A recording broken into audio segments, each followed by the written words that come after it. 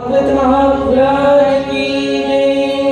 गोपाल कृष्ण भगवान जय जय श्री राधे जय जय श्री राधे जय जय श्री राधे द्वारकाधीश की जय।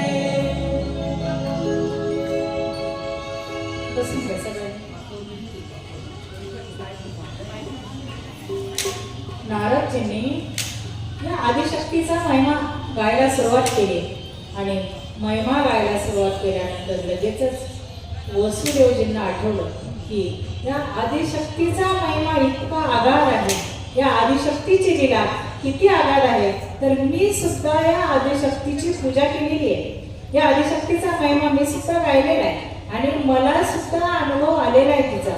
मग तिचा जो अनुभव आला तो अनुभव वसुदेवजी सांगितला. जेव्हा कारागृहामध्ये कंसाने बंदिवासामध्ये आम्हाला वसुदेव आणि देवकी आम्हाला दोघांनाही बंदिवासामध्ये ठेवलेलं होतं आणि त्यावेळेला प्रथम मुलगा जन्माला आला, त्याचं नाव कीर्तिमान ठेवलं, तर त्याचाही वध कंसाने केला, दुसऱ्याही मुलाचा वध केला, तिसऱ्याही मुलाचा वध केला. असं करता करता 6 मुलं आमची या कंसाने काय केली, मारली. आणि 6 मुलं कंसाने मारल्यानंतर भीती निर्माण झाली, काय करावं. 1 नाही, 2 नाही, 3 नाही, किती मुलं मारली, 6 मुलं या कंसाने मारली. मग काय करावं, तर त्या वेळेला तिथं गर्गमुनी आलेले होते. मग गर्गमुनींना प्रश्न विचारला काय करावं, कारण 6 मुले या कंसाने मारलेली आहे. तर गर्गमुनीने सांगितलं तुम्ही आदिशक्तीची उपासना करा. काय सांगितलं, आदिशक्तीची उपासना करा आणि त्या आदिशक्तीची उपासना केल्यानंतर आदिशक्ती तुम्हाला योग्य ते मार्गदर्शन करेल किंवा तिचा आशीर्वाद तुमच्या पाठीशी असेल, त्यामुळे योग्य तो मार्ग पुढे निघेल. त्याच्यामुळे तुम्ही आदिशक्तीचं काय करा, उपासना करा. आदिशक्तीचं जे काही 99 पारायण आहे ते 99 पारायण करा. आता वसुदेवजी म्हणतात आदिशक्तीची उपासना करायची आहे, आदिशक्तीचं 99 पारायण करायचंय, तिची भक्ती करायची, आराधना करायची. परंतु आता मी कुठे आहे, कारागृहामध्ये. कंसाने कारागृहामध्ये ठेवलेले आणि इथे असताना त्या आदिशक्तीची उपासना करता येईल का, तिचं जे काही 99 पारायण आहे ते करता येईल का, ते करणं मला तर काही शक्य नाही. परंतु मी तुम्हाला अशी विनंती करतो की माझ्यासाठी तुम्ही तिची आराधना करावी. तिचं जे काही 99 पारायण आहे ना आदिशक्तीचं, त्या आदिशक्ती जगदंबेचं जे काही 99 पारायण आहे ना ते तुम्ही करा, माझ्यासाठी तुम्ही करा, असं वसुदेवजी कोणाला सांगतात, गर्गमुनींना सांगतात. मग गर्गमुनी तिथून निघाले, विंध्याचल पर्वतावरती गेले आणि विंध्याचल पर्वतावरती जाऊन तिथे गर्गमुनींनी या आदिशक्ती जगदंबा मातेचं 99 पारायण केलं. 9 दिवसाचा तिचा जो ज्ञान यज्ञ आहे तो ज्ञान यज्ञ तिथं 9 दिवसाचा प्रारंभ केलेला आहे. त्या यज्ञाला प्रारंभ झाला. 9 दिवस त्या आदिशक्तीची उपासना चालू आहे. 9 दिवस त्या आदिशक्ती जगदंबेचं नामस्मरण चालू आहे. 9 दिवस त्या आदिशक्ती जगदंबेची रात्रंदिवस आराधना चालू आहे. तिथं त्या 99 पारायणामध्ये जगदंबेची उपासना करत असताना रात्रंदिवस फक्त जगदंबेचं नामस्मरण चालू आहे. तिथे वेगळ्या गोष्टी नाही चालू.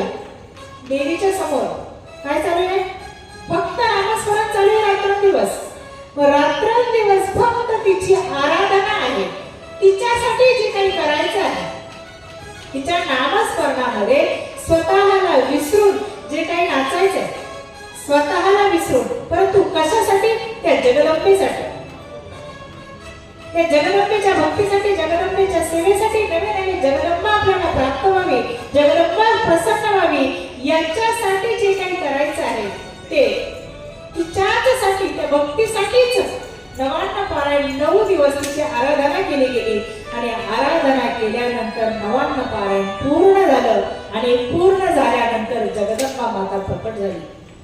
आणि जगदंबा माता प्रकट झाल्यानंतर जगदंबा मातेने सांगितलं की तुम्ही ज्याच्यासाठी हे पारायण करत आहात ना, ज्यांच्यासाठी करत आहात ना, तर तो जो काही संकल्प आहे तो आता इथं काय झालेला आहे, पूर्ण झालेला आहे, किंवा ज्याच्यासाठी करत आहात ती जी इच्छा आहे तुमची, ती इच्छा आता पूर्णत्वाला जाणार आहे. तर आता तुम्ही काळजी करू नका आणि त्यांनाही जाऊन सांगा. कोणाला?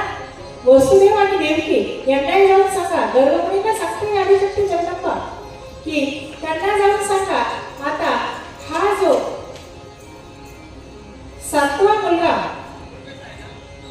आता देवकीच्या उदरी जो 7वा मुलगा आहे ना, तो शेषाचा अवतार आहे.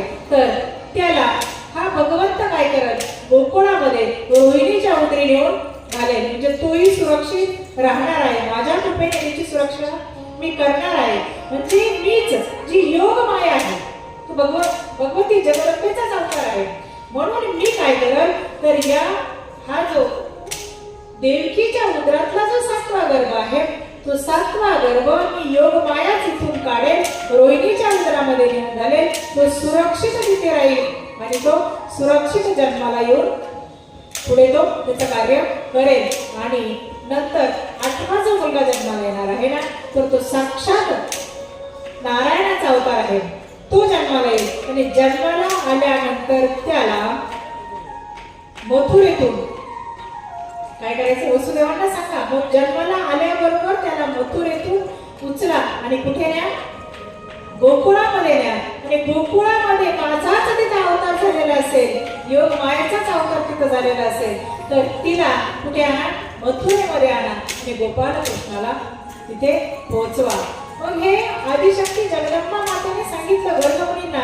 आणि गर्भमुनींनी काय केलं, वसुदेवांना सगळं जे काही आदिशक्तीने सांगितलेलं जे आहे ना, आदिशक्तीची उपासना केल्यानंतर ती प्रसन्न झाली. आणि प्रसन्न होऊन जे काही सांगितलं ते इकडे वसुदेवांना येऊन सांगितलेलं.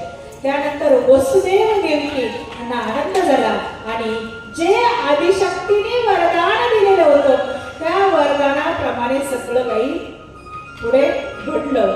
हा आमचा अनुभव आहे. वसुदेवजी नारदजींना सांगताय, हा आदिशक्ती जगदंबेचा प्रत्यक्ष अनुभव आम्ही घेतलेला आहे. म्हणजे आदिशक्ती जगदंबेची उपासना केल्यानंतर तिच्याकडे जी मागणी करावी ती मागणी ती पूर्ण करत असते. तर हा स्वतः आम्ही अनुभव घेतलेला आहे. आणि म्हणून आता सुद्धा मनोभावे काय सांगितलं, मनोभावे आम्ही त्या आदिशक्ती जगदंबेची उपासना करू. तिचा अनुभव एकटा आलेला आहे आम्हाला. म्हणून आता सुद्धा जगदंबेची उपासना करूया. म्हणून नवान्न पारायणाची पुन्हा व्यवस्था केली, पुन्हा तयारी केली आणि या आदिशक्तीची उपासना चालू झाली. आदिशक्तीची उपासना करता करता करता करता पहिल्या दिवसाचा यज्ञ झालेला आहे, दुसऱ्या दिवसाचा यज्ञ पार पडलेला आहे, तिसऱ्या दिवसाचा यज्ञ पार पडलेला आहे. असं करता करता करता करता 8 दिवसाचा हा जो काही तिचा ज्ञान यज्ञ आहे तो ज्ञान यज्ञ पार पडलेला आहे. आणि 9वा दिवस उगवला. या पारायणाचा 9वा दिवस उगवला. या आदिशक्तीच्या ज्ञान यज्ञाचा 9वा दिवस उगवला. आणि 9वा दिवस उगवल्यानंतर इकडे गोपाल कृष्ण आणि जांबुवंत यांचं युद्ध चालू होतं. आणि या आदिशक्तीची उपासना चालू केल्यामुळे झालं काय, तिकडे जांबुवंताची गात्र शिथिल व्हायला लागली. 28 दिवस युद्ध चालू होतं. कोणाचं? गोपाल कृष्णाचं आणि जांबुवंतांचं. 28 दिवस युद्ध चालू, तरी जांबुवंत हरत नाही आणि गोपाल कृष्णही हरत नाहीये. 28 दिवस युद्ध चालू आणि नंतर त्यांची ताकद कमी कमी व्हायला लागली. कोणाची? जांबुवंतांची. ही लीला कोणाची आहे? आदिशक्ती जगदंबेची आहे. इकडे आदिशक्ती जगदंबेची आराधना चालू आहे. आदिशक्ती जगदंबेचा नवान्न पारायण चालू आहे आणि त्याच्यामुळे ती प्रसन्न झाली. प्रसन्न होऊन तिकडे जांबुवंताची जी काही ताकद आहे, जी काही शक्ती आहे जांबुवंतामध्ये असलेली, ती शक्ती काय झाली? कमी केली त्या आदिशक्तीने. आणि कमी केल्यानंतर जांबुवंतांच्या लक्षात आलं, मला हरवणारा या मृत्यू लोकात आजपर्यंत कोणीही नाही. मला हरवू शकेल युद्धामध्ये असा कोणी नाही.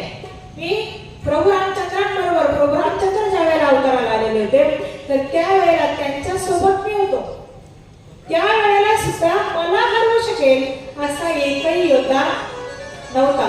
परंतु मी त्यावेळेला भगवंताला सांगितलं होतं, प्रभू रामचंद्रांना सांगितलेलं होतं की युद्ध संपलं, प्रभू रामचंद्रांनी रावणाचा वध केलेला आहे.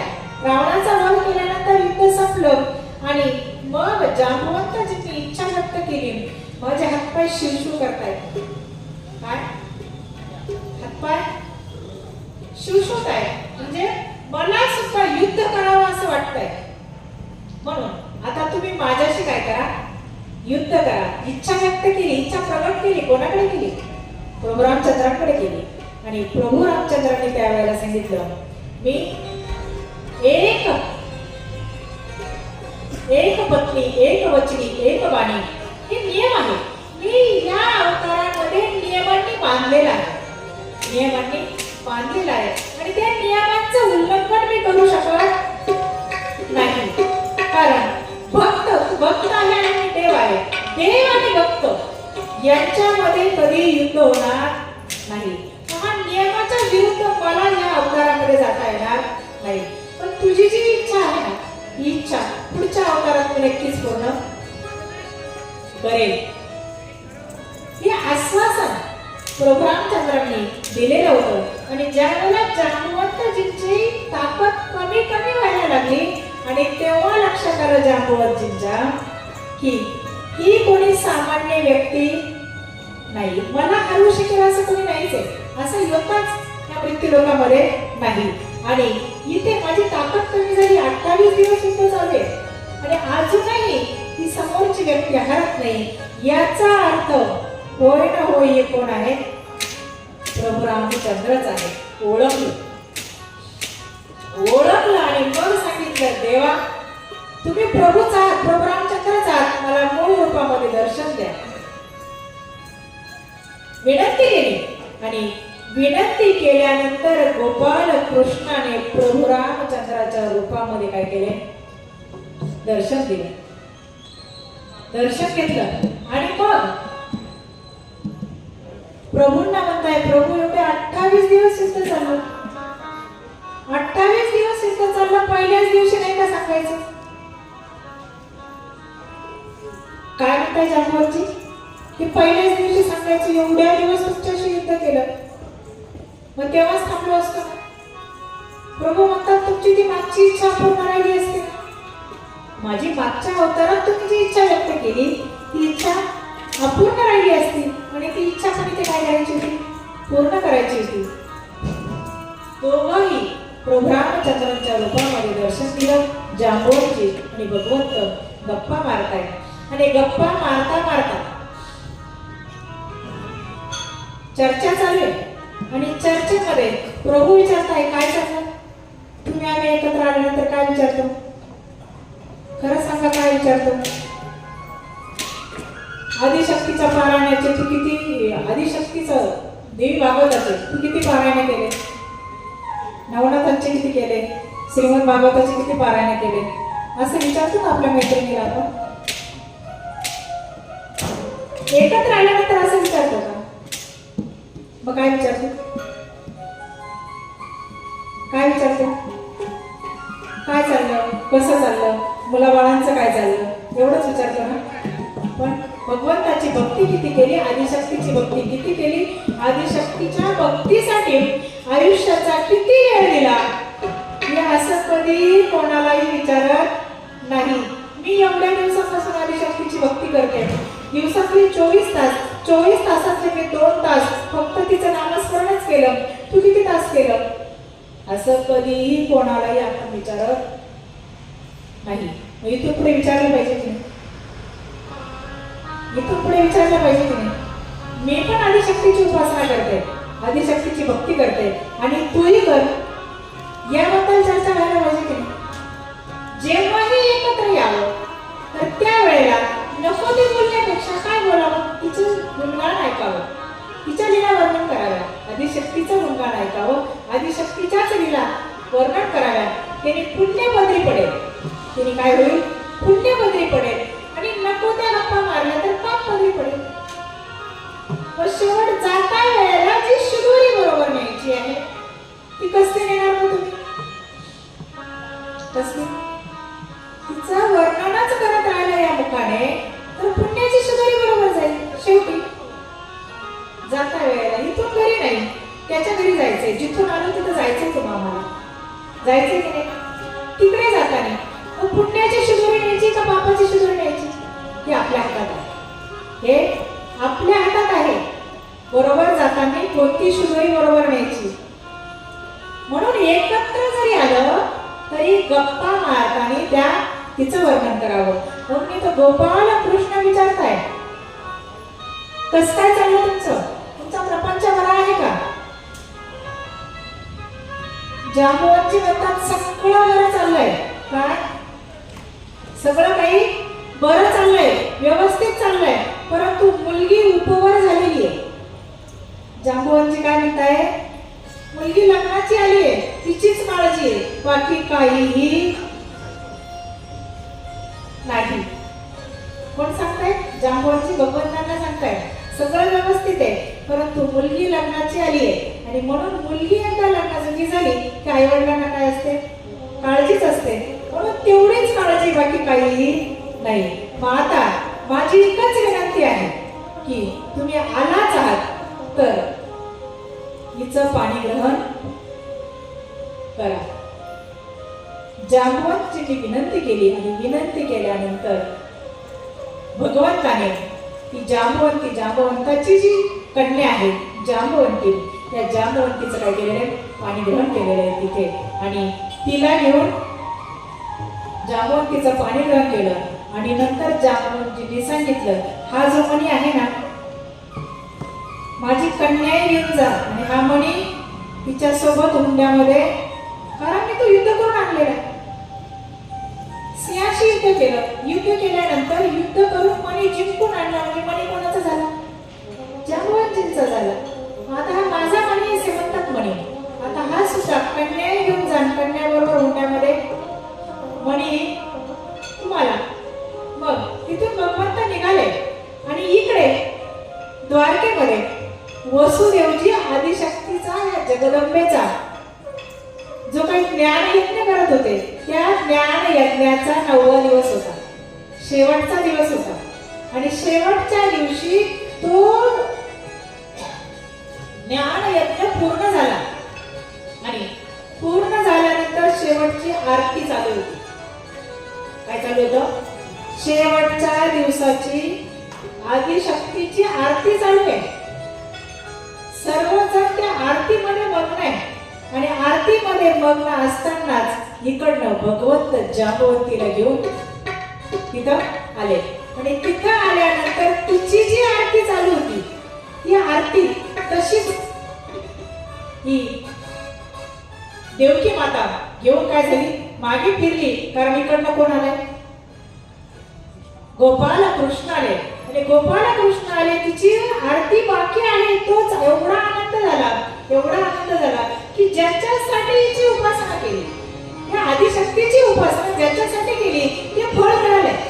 काय, गोपाल कृष्ण सुखरूप घरी यावा याच्यासाठी आदिशक्तीची उपासना केलेली आहे, त्या अंबिकेची उपासना केलेली आहे, तिची 9 दिवस भक्ती केली आहे. आणि म्हणून तिची भक्ती केली, त्याचं फळ म्हणून भगवंत साक्षात काय झाले, दारामध्ये आले. ती आरती तशीच इकडे घेतली आदिशक्तीने, देवकी मातेने जगदंबेची आरती दरवाजामध्ये गेली आणि गोपाल कृष्णाला ओवाळायला लागली. 28 दिवसानंतर माझा मुलगा काय झालाय, घरी आलाय. आणि म्हणून तिला खूप आनंद झाला. आणि ती देवकी माता भगवंताला सांगते, अरे ही सगळी आदिशक्तीची कृपा आहे. का, आम्ही 9 दिवस पर्यंत या आदिशक्तीची उपासना केली. या आदिशक्ती जगदंबेचं काय केलंय, आम्ही नवांना पारायण केलंय, 9 दिवस तिचं नामस्मरण केलेलं आहे, तिची भक्ती केलेली आहे. आणि त्यामुळे ती प्रसन्न झाली. आणि प्रसन्न झाल्यामुळे तुला सुखरूप काय झालेलं, तिथे दरवाजामध्ये आलाय, तू सुखरूप घरी परत आलाय. म्हणजे तिची कृपा झाली म्हणून तू सुखरूप घरी परत आला. आणि त्याच वेळेला गोपाळ कृष्णाने सांगितलं, आई तुम्ही जगदंबा मातेची उपासना केली आहे, त्या आदिशक्तीची उपासना केली, ती प्रसन्न झाली, तिची कृपा झाली, परंतु जरा जास्तच कृपा झाली म्हणे तिची, थोडी तडकी नाही. काय, तिची कृपा जरा जास्तच झाली, मी एकटाच नाही आलो, मग सुनबाईला सुद्धा घेऊन आलो. ही सुद्धा काय आहे, त्या आदिशक्तीचीच कृपा आहे. म्हणून हा या श्रीमद देवी भागवताचा पहिला महिमा आहे. काय आहे? भागवताचं पारायण केल्यामुळे काय झालं? गोपाल कृष्ण सुखरूप घरी आले. पहिला प्रश्न विचारलेला होता की आदिशक्तीचं पारायण कोणी कोणी केलेलं आहे आणि कोणाला काय फळ मिळालं? तर ज्यावेळेला वसुदेवजींनी या आदिशक्तीची उपासना केली, हिचं नवांना पारायण केलं, श्रीमद भागवताचं पारायण केलेलं आहे आणि पारायण केल्यानंतर गोपाल कृष्ण सुखरूप काय झाले? घरी आले. हा महिमा सांगितला. त्यानंतर इकडे अगस्त्य ऋषी कार्तिकेयकडे गेलेले, कार्तिक स्वामींकडे, आणि कार्तिक स्वामींकडे गेल्यानंतर त्या कार्तिक स्वामींना सुद्धा या आदिशक्तीचा महिमाच विचारलेला आहे. काय केलेला आहे? आदिशक्तीचा महिमा सांगा, तिच्या लीला मला काय करा, वर्णन करून सांगा. तिची उपासना केल्यानंतर ती काय काय फळ देते, कुठल्या कुठल्या इच्छा पूर्ण करते, हे मला काय करा, सांगा.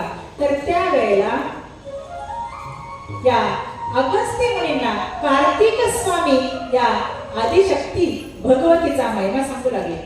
म्हणजे विवस्वान नावाचा मनु होता. काय सांगताय? विवस्वान नावाचा मनु आणि त्याचा मुलगा श्राद्धदेव. तर श्राद्धदेव आणि त्याची पत्नी श्रद्धा राज्यकारभार अगदी चांगल्या पद्धतीने चालू आहे. सगळ्या सुख सुविधा उपलब्ध आहे. राजा म्हटल्यानंतर इथं काय नाहीये? काही नाही असं काही आहे का? सगळं काही आहे, परंतु पोटी संतान नाही. काय नाहीये? संतान नाहीये. संतान नाहीये म्हणून काही संत महात्म्यांना विचारलेलं आहे, वशिष्ठांना विचारलेलं आहे, आणि वशिष्ठांना शरण गेल्यानंतर वशिष्ठांनी सांगितलं का पुत्र कामेष्टी नावाचा यज्ञ कर. काय सांगितलं? पुत्र कामेष्टी नावाचा यज्ञ करायचा आहे. आता वशिष्ठांनी ज्या पद्धतीने यज्ञ करायला सांगितला त्या पद्धतीने यज्ञाची सगळी तयारी झालेली आहे. आणि यज्ञाची तयारी झाली, सर्व ब्राह्मण देवता हजर झाल्या, आणि ब्राह्मण देवता हजर झाल्यानंतर यज्ञाला सुरुवात झाली. आहुत्या पडू लागल्या. कशामध्ये? त्या यज्ञामध्ये आहुत्या पडू लागल्या, आणि थोड्याच कालावधीमध्ये यज्ञ पूर्णत्वाला गेलेला आहे. आणि यज्ञ पूर्णत्वाला गेल्यानंतर या ब्राह्मण देवतांची दक्षिणा वगैरे देऊन ब्राह्मण देवता सगळेजण जिकडे तिकडे गेलेले, आणि थोड्याच कालावधीमध्ये ही श्रद्धा नावाची जी राणी आहे त्या राणीला गर्भ राहिलेला आहे.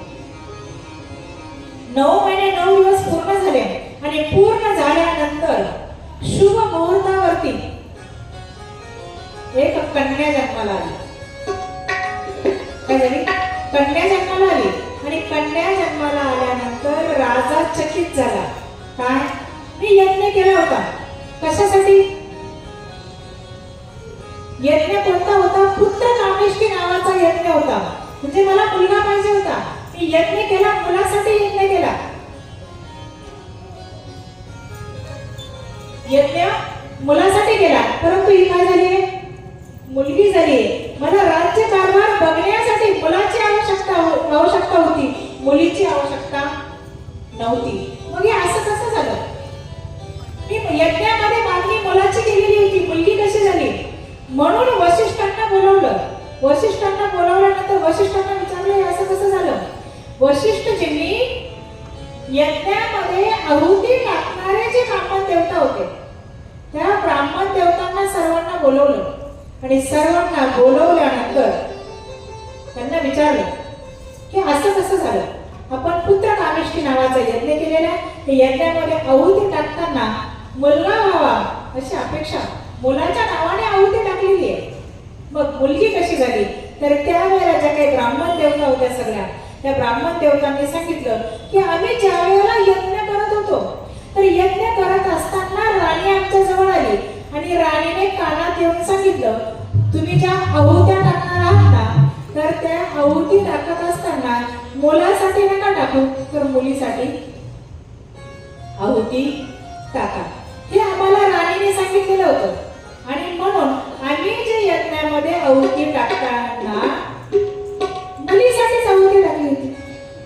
आणि म्हणून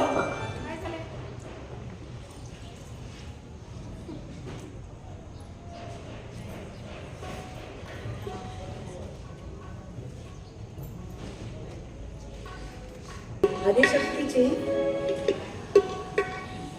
त्या आदिशक्तीला अंतकरणापासून आवाज दिला वाटतं आपण सर्वांनी. त्याच्यामुळे तिनीच प्रेरणा दिली आणि लाईट लगेच आली. म्हणून 1-2 मिनिटासाठी भजन घेऊया. आदिशक्तीचं भजन घेऊया आणि राहिलेली कथा आपण पुढे चालू करूया.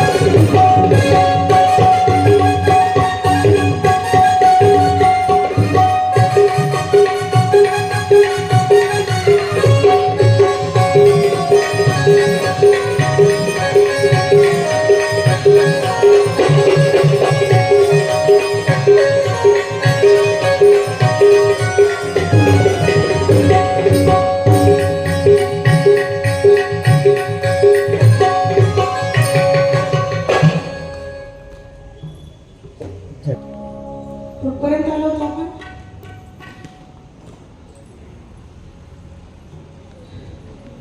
लाईट गेली कुठपर्यंत? काय चालू होती कथा?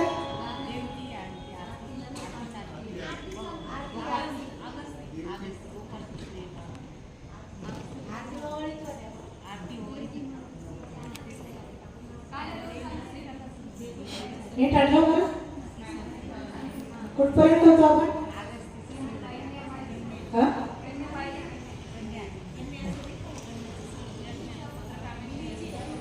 वा वा, छान छान. त्या ताईंसाठी टाळ्या वाजवायच्या.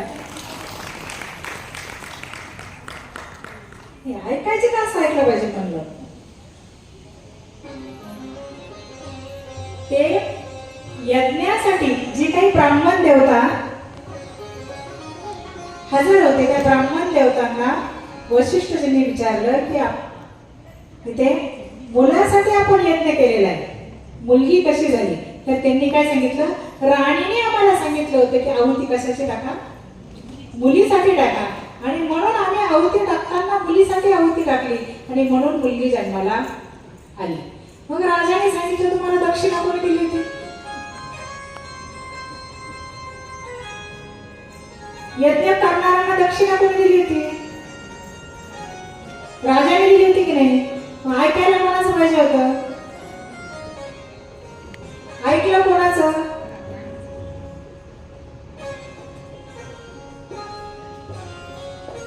हल्ली कुठे कुठे काय काय कोणाकोणाचं चालतं? म्हणून राजाने सांगितली दक्षिणा मी दिली होती तुम्हाला, मग मी जे सांगितलं ते ऐकायला पाहिजे होते की नाही? मी पुत्र कामेष्टी यज्ञ पुत्राच्या नावाने आहुती टाकायची होती, तर तुम्ही काय केलं? राणीचं ऐकलं. परंतु राजाने अगस्त्य ऋषींना सांगितलं मला मुलगाच पाहिजे होता, आणि आता त्याच्यासाठी तुम्हाला काय करता येईल ते करा, पण मला मुलगा पाहिजे. तर त्यावेळेला वशिष्ठजींनी शिवजींची आराधना केली, भोले बाबांची आराधना केली, आणि भोले बाबांची आराधना केल्यानंतर भोले बाबांचा आशीर्वाद आणि वशिष्ठजींचं सर्व पुण्य काय भोले आशीर्वाद वशिष्ठजींचं सर्व पुण्य पणाला लावलं आणि पणाला लावल्यानंतर त्या मुलीचा काय केला, मुलगा केला. तिचं नाव हिला ठेवलेलं होतं आणि नंतर त्या मुलीचाच मुलगा झाला. सर्व पुण्य पणाला लावल्यानंतर जो मुलगा झाला त्या मुलाचं नाव ठेवलं सुदुम्न. काय ठेवलं, सुदुम्न नाव ठेवलं. म्हणजे मुलीचा काय झाला, मुलगा झाला. आणि मुलगा झाल्यानंतर बघा या आदिशक्तीची लीला काय असेल सांगता येत नाही. किंवा होणी आपण म्हणतो ना, होणी अटळ आहे किंवा प्रारब्धाची गती अटळ आहे. प्रारब्ध कोणालाही बदलता येत नाही. जैसा लिखा नसीब में वैसी उपजे बूद, कोटी उपाय न चल सके विषय जाए सब सूद. किंवा पूरब का रवि पश्चिम से रुए प्रभात, लेकिन लिखा मिटे नहीं नसीब का, लिखा जो प्रभु के है. नशिबात काय लिहिलेलं असेल, प्रारब्धामध्ये काय लिहिलेलं असेल काय सांगता येत नाही. हा मुलगा ज्यावेळेला तरुण लहानचा मोठा झाला, मोठा झाल्यानंतर वयात आला, तरुण झाला आणि तरुण झाल्यानंतर राजाची मुलं, तर राजाच्या मुलांना प्रशिक्षणासाठी कुठे जावं लागतं, शिकारीला पाठवलं जातं. प्रशिक्षणाचे ते एक प्रकारचं. म्हणून युद्ध झाल्यानंतर मुलाने युद्ध कला त्याला अवगत व्हावी याच्यासाठी शस्त्रांची रोज खेळता यावं याच्यासाठी कुठे जावं लागायचं, शिकारीला जावं लागायचं. म्हणून शिकारीला गेलेला आहे. हिमालयामध्ये तराईच्या पायथ्याशी त्या तराईच्या प्रदेशामध्ये गेलेला आहे आणि तिथं गेल्यानंतर हा सुदुम्न आणि त्याच्या बरोबर जे काही सैनिक होते ते सगळे सैनिकांनी त्या वनामध्ये प्रवेश केला आणि वनामध्ये प्रवेश केल्याबरोबर त्या सुदुम्न पुरुष झालेला होता. त्या पुरुषाची परत स्त्री झाली. सुदुम्नाची परत स्त्री झाली आणि जेवढे काही घोडे आणि सैनिक वगैरे जे होते त्या सर्वांच स्त्रीमध्ये काय झालेले, रूपांतर झालेले. जे होणी जी आहे ती कोणालाही ती अटळ आहे, ती चुकत नाही. मग हे असं का झालं, शौनकांनी परत प्रश्न विचारला, हे असं का झालं. तर वनात गेल्यानंतर तो मुलगा झालेला होता, तो मुलाचा परत सर्वच जण स्त्री रूपामध्ये का आले. तर त्यावेळेला सुतजी सांगू लागले, पूर्वी त्या वनामध्ये शिवजी आणि पार्वती माता, भगवान भोले बाबा आणि पार्वती माता दोघे जण विहार करत होते. आणि विहार करत असतानाच तिथे काही ऋषीमुनी भगवान भोले बाबांच्या दर्शनासाठी आलेले. काही ऋषीमुनी भगवान बाबांच्या दर्शनासाठी आले आणि दोघं जण एकत्र बसलेले असताना ऋषीमुनी आलेले आणि पार्वती मातेला त्या ऋषीमुनींची लाज वाटली म्हणून त्या बाजूला झाल्या आणि त्यांच्या मनामध्ये ऋषीमुनी आलेले त्याच्याकडे लाज वाटली आणि थोड्या बाजूला झाल्या. मनामध्ये थोडासा विचार वेगळा आला की आम्ही निवांत जागेमध्ये गप्पा मारत बसलेलो होतो, परंतु हे ऋषीमुनी इथे आले आणि त्या ऋषीमुनींनी बघितल्याबरोबर ते माघारी फिरले. ऋषीमुनी तर माघारी फिरले, परंतु प्रभूंच्या लक्षात आलं माता कुठेतरी थोडीशी नाराज झाली आहे. म्हणजे मातेची जी नाराजी आहे ती नाराजी लक्षात आली आणि लक्षात आल्यानंतर प्रभूंनी त्या वनाला काय दिला, शाप दिला. जो कोणी या वनामध्ये पुरुष येईल त्या पुरुषाची स्त्री तयार होईल.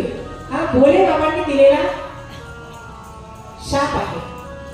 मग त्यामुळे हा सुदुम्न आणि सैनिक घोडे वगैरे जे काही सगळे होते त्यांचं सर्वांचं स्त्री रूपामध्ये रूपांतर झालं. आणि स्त्रीमध्ये या सुदुम्नाचं ज्या वेळेला रूपांतर झालं तिचंच नाव हिला. आणि ती त्या वनामध्ये फिरत असताना तिथे चंद्राचा मुलगा बुध, या बुधाची आणि तिची काय झाली, नजर झाली आणि दोघांनी एकत्र यायचं ठरवलं. दोघांनी विवाह केला आणि दोघं जण एकत्र राहू लागले. कुठे, त्याच वनामध्ये. एकत्र राहता राहता किती कालावधी गेला हे कळालं नाही. बराच कालावधी गेला आणि बराच कालावधी गेल्यानंतर पुरुरवा नावाचा एक मुलगा त्यांना झाला. या दोघांना पुरुरवा नावाचा मुलगा झाला आणि मग हा जो सुदुम्न हिला झालेला होता तर याच्या लक्षात आलं की आपण एका राजाचा मुलगा आहोत. म्हणजे आपण मुलगा होतो, पुरुष होतो आणि पुरुष असताना इथे स्त्रीमध्ये रूपांतर दरबारात गेला आणि राज दरबारात गेल्यानंतर घडलेली अजिबात सगळी सांगितली. वशिष्ठांना परत बोलवलं आणि वशिष्ठांना परत बोलवल्यानंतर वशिष्ठजींनी परत शिवजींची आराधना करायला सुरुवात केलेली आहे. मग वशिष्ठजी सुद्धा भगवान भोलेबाबांची आराधना करतायत. आणि हा जो सुदुम्न नावाचा राजा आहे, सुदुम्न जो आहे हिला झालेला, हे सुद्धा काय करतायत, भगवान भोलेबाबांची आराधना करतायत.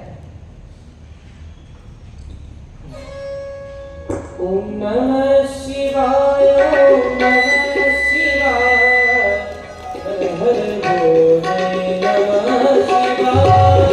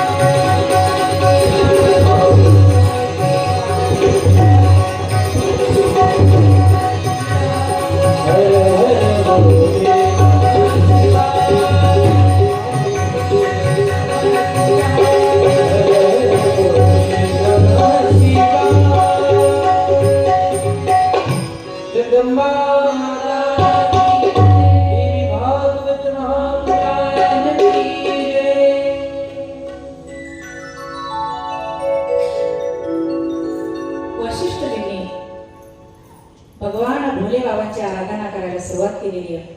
भगवान भोलेबाबा प्रसन्न झाले आणि प्रसन्न झाल्यानंतर वशिष्ठजींनी सांगितलं की या इलेचा परत सुदुम्न झाला पाहिजे. तर भगवान भोलेबाबांनी सांगितलं 1 महिना हा स्त्री रूपात राहील आणि 1 महिना पुरुष रूपामध्ये राहील. वशिष्ठजी म्हणतात राज्यकारभार चालवायचा. काय करायचं? राज्यकारभार चालवायचा. आणि राज्यकारभार चालवण्यासाठी ही अवस्था कशी शक्य आहे? 1 महिना स्त्री आणि 1 महिना पुरुष ही अवस्था योग्य नाही किंवा राज्यकारभार व्यवस्थित चालला जाणार नाही. म्हणून याला पूर्णपणे हा काय झाला पाहिजे? पुरुष झाला पाहिजे. भगवान भोलेबाबांनी सांगितलं हा माझाच शाप आहे. या वनाला दिलेला मीच शाप दिलेला होता आणि म्हणून हा पुरुषाचं याचं स्त्रीमध्ये रूपांतर झालेलं आहे आणि शाप तर खोटा होणार नाही. परंतु जिच्यासाठी शाप दिला, शाप कोणासाठी दिलेला होता? आदिशक्तीसाठी, सीता मातेसाठी, सती मातेसाठी, सतीसाठी. मग तुम्ही तिची आराधना करा. भोले बाबांनी काय सांगितलं की जी आदिशक्ती आहे ना त्या आदिशक्तीची आराधना करा आणि तिची आराधना केल्यानंतर तुमची जी इच्छा आहे ती इच्छा पूर्ण होऊ शकते. म्हणजे मी याच्यामध्ये काहीही करू शकत नाही परंतु ती आदिशक्ती करू शकते. मग त्यावेळेला सर्वजण आदिशक्तीकडे गेलेले, आदिशक्तीचं नामस्मरण केलेलं आहे, तिला विनंती केलेली आहे. विनंती केल्यानंतर ती प्रसन्न झाली आणि प्रसन्न झाल्यानंतर तिच्याकडे यांचं मागणं त्यांनी मागितलं. मागितल्यानंतर तिने सांगितलं माझा 9 दिवसाचा नवांना पारायण तुम्हाला करावं लागेल आणि श्रीमद देवी भागवताचा हा 9 दिवस काय करावं लागेल? यज्ञ तुम्हाला करावं लागेल. मग त्या पद्धतीने नवांना पारायण केलेलं आहे. 9 दिवसाचा देवी भागवताचा यज्ञ केलेला आहे आणि 9 दिवसाचा देवी भागवताचा यज्ञ केल्यानंतर मग ही आदिशक्ती काय झाली?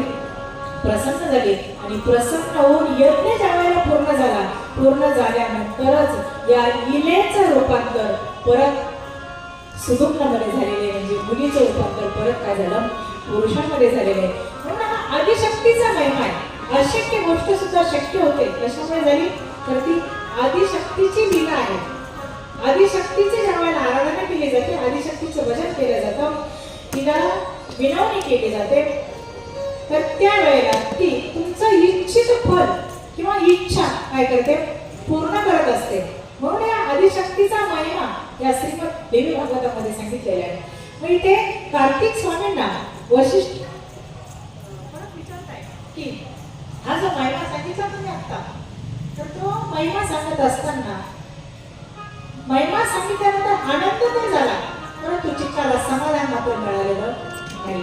जेवढं पाहिजे तेवढं समाधान माझा अंतकरण समाधानी झालेलं नाहीये. म्हणून अगस्त्य ऋषी या कार्तिक स्वामींना सांगताय की आदिशक्तीचा अजून महिमा आम्हाला काय करा सांगा, विनंती केली. म्हणून कार्तिक स्वामी परत पुढे ऋत्वाक मुनींची कथा सांगू लागले. ऋत्वाक मुनींना एक मुलगा झालेला होता आणि ऋत्वाक मुनींचं वर्णन करत असताना त्यांनी सांगितलेले की जे ऋत्वाक नावाचे जे मुनी आहेत ना, तर ते मुनी कधीही कोणालाही दुखायचं नाही. रात्रंदिवस फक्त या आदिशक्तीची उपासना करायची आणि उपासना करायची, परंतु निस्वार्थ भावनेने करायची. कुठलीही गोष्ट कधी मागायची नाही. अशा पद्धतीने त्यांचा सगळा क्रम चालू आहे. आणि असा क्रम चालू असतानाच त्यावेळेला त्यांनी काय केले म्हणजे या पित्रांचा उद्धार व्हावा याच्यासाठी संपत्ती पाहिजे आणि म्हणून एकत्र आले. आणि एकत्र आल्यानंतर काही कालावधीनंतर त्यांच्या घरामध्ये मुलगा जन्माला आला. आणि मुलगा जन्माला आल्यानंतर तो मुलगा जसा जसा मोठा होऊ लागला तसा तसा सगळीकडे अपशकुन व्हायला लागले. त्याच्या अगोदर सगळीकडे आनंद होता, परंतु तो मुलगा जन्माला आल्यानंतर सगळं दुःख आहे. सगळीकडे काय होते दुःखच होत आहे. चांगले एखादे काम करायला गेलं तर ते काम पण काय होते उलटच होत आहे. एखादी गोष्ट आनंदासाठी करायची आहे, परंतु त्या गोष्टीतून सुद्धा काय होते दुःखच मिळत आहे. मग दुःखच मिळत आहे म्हटल्यानंतर की विचार करू लागले की आतापर्यंत जे काही कार्य केलं ते किंवा जे काही सत्कर्म केलं ते कुठल्याही प्रकारची अपेक्षा न ठेवता केलेलं आहे. कुठल्याही प्रकारची अपेक्षा ठेवलेली नाही आणि फक्त त्या आदिशक्तीची उपासनाच घडावी, त्या आदिशक्तीची भक्तीच घडावी याच्यासाठीच मी जे काही कार्य केलेलं आहे ते सगळं केलेलं आहे किंवा जे काही सत्कर्म आहे ते तेवढ्यासाठीच केलेले. मी चुकून सुद्धा कधीही कोणाचं अंतकरण दुखवलेलं नाही. चुकून कधीही मी कोणालाही चुकीचं बोललेलो नाही, टोचून बोललेलो नाही. तरी असं का घडतंय विचार करताय. हा मुलगा ज्यावेळेला मोठा झाल्यानंतर या मुलाने एका ऋषीची पत्नीच काय केली पळवून नेली. आणि ऋषीची पत्नीच पळून नेल्यानंतर या ऋत्वाक मुलींना अजून दुःख झालं की हा जसा जन्माला आलाय तसं घरामध्ये सगळीकडे वातावरण काय दुःखीच आहे. आणि याला एवढी दुर्बुद्धी सुचली की तिने काय केलं ऋषीची पत्नी पळवली. अजून दुःखी झाले आणि दुःखी झाल्यानंतर मग ते गर्गमुनींकडे गेले. आणि गर्गमुनींकडे गेल्यानंतर गर्गमुनींनी विचारताय की असं का घडतंय सगळं. आतापर्यंत मी सगळं सत्कर्म केलेलं आहे, कोणालाही दुखावत नाहीये, आदिशक्तीची उपासना करायची ते नित्य नियमाने करतोय, कधीही तिच्या उपासनेमध्ये माझा खंड पडत नाहीये, अशी मी कुठलीही चूक केलेली नाही या जन्मातही नाही आणि मागचे जन्म मला आठवतात मी कुठलीही चूक केलेली नाही. असं असताना असं का होतंय. संसार करत असताना सुद्धा आम्ही दोघं एकत्र आलो ना, तो काम वासना म्हणून आम्ही एकत्र आलो नाही. तर या पूर्वजांचा उद्धार व्हावा, तुमचा आमचा उद्धार व्हावा किंवा या कुळाला आमच्या कुळाचा उद्धार व्हावा याच्यासाठी संपत्ती पाहिजे, पुत्र पाहिजे, याच्यासाठी एकत्र आलो. म्हणून ती सुद्धा शास्त्रोक्त पद्धतीने मुलाला काय केलेले आम्ही जन्माला घातलेले. आणि असं असताना एवढं दुःख का. एका कवीने म्हटलेले सुशील मातृपुण्येन पितृपुण्येन चातुरः अवदार्यं वंश पुण्येन आत्मपुण्येन भाग्यवान. सुशील मुलगा जर जन्माला यायचा असेल ना तर आईचं पुण्य असावं लागतं.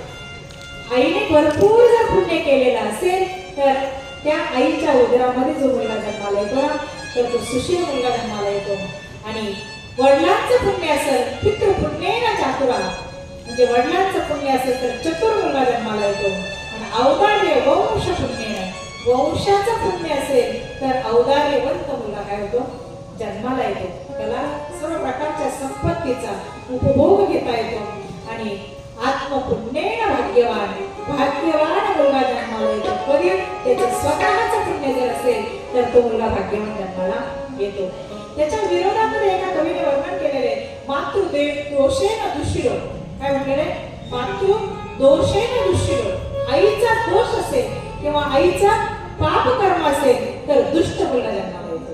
काय म्हटलेले? आईचं पाप असेल तर दुष्ट मुलगा जन्माला येतो. वडिलांचं पाप असेल तर मूर्ख मुलगा जन्माला येतो.